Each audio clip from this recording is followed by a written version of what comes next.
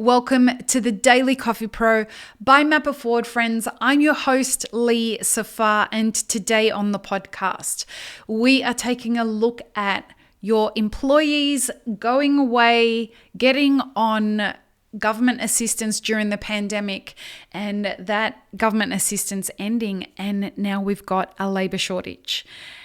Is that labour shortage going to end, and are people going to come back to work? And if they are or aren't, why is that happening?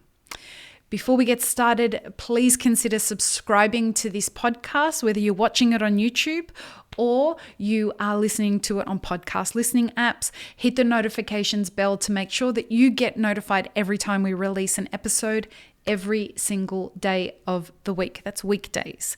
And before we get started, thanks again to our presenting sponsor, the Small Business Mastermind Groups. If you are a small business and you are experiencing some of these labor shortages and you need some help trying to figure out how you're going to adapt to that, consider joining the Small Business Mastermind Group. You can head to the show notes and find links for all of that, or see it on the banner that comes up on this video.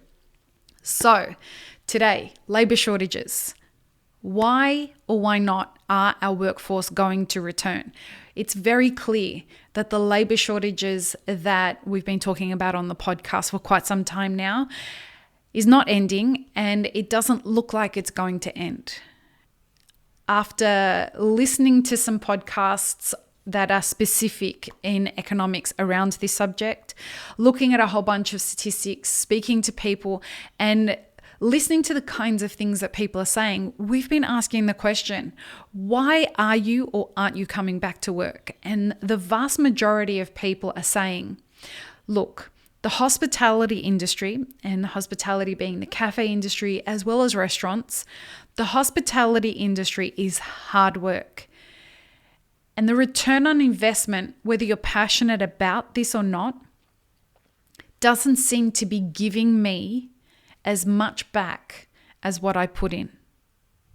It's a low-paying job. It's hard on the body. It's mentally often abusive.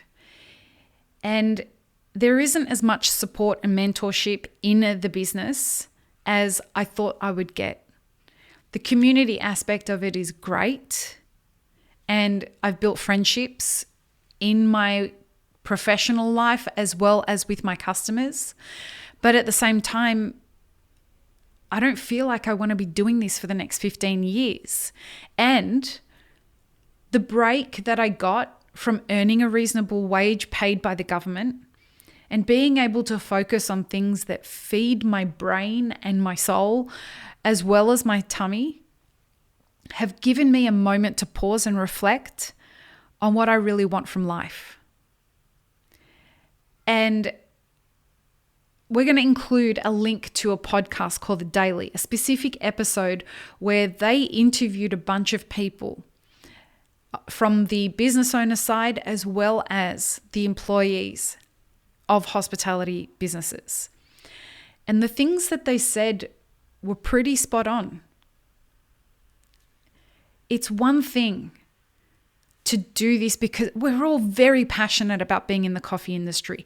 We love the idea that we're in an industry that is of service to people, and it really does get into your blood. But at the same time, our business model is broken, folks. We have cafes that are operating at 3% net profit. Did any of you catch Renee Redzepi posting to Instagram stories about when he was asked on a recent AMA, how much profit do you make at Noma? It's won best restaurant in the world, I think 6 times. And he said 3% net profit is what they've made for many, many, many, many, many years. Now, if we are running a 3% net profit and we're paying our staff minimum wage, we're not offering them long-term career opportunities. And you could say that there is the odd business here and the odd business there that is doing that. But industry-wide, 99% of businesses hope and wish and dream that they could be able to do these things, but never get ahead enough of the game to be able to provide healthcare and be able to provide a long-term strategy for their employees. This is the kind of stuff that people realize that they want from a career, not just a job. And so will our workforce be returning? That lends itself on a really important question to answer a question. How have you been treating your staff? What kind of environment do you operate within as a business? Have you put the very challenging effort into creating a culture that nurtures people and pays people well? Have you changed your pricing so that you can pay your staff well? Are you communicating with your customers to let them know that this is an environment where everyone has a livable wage? Not what you think the government has told you is a livable wage, but what you believe is a livable wage based on the area that you live in, the area that your cafe operates in. And a livable wage isn't just, it's enough money to survive on. It's enough money to get a shitty apartment on. A livable wage is where people can live a reasonable life. Now, I hear you saying, but they don't really do much. They just make coffee and serve it. Then give them a job that includes that. Give them more responsibility and pay them adequately to do that. Train them adequately to do that. Give people a reason to want to be a part of investing in the success of the future of your business. And if they want to be a part of that, make sure you give them a reason for staying, because otherwise they're not coming back. The truth of the matter is, people have realized that working in hospitality doesn't provide them with enough of a value exchange for minimum wage.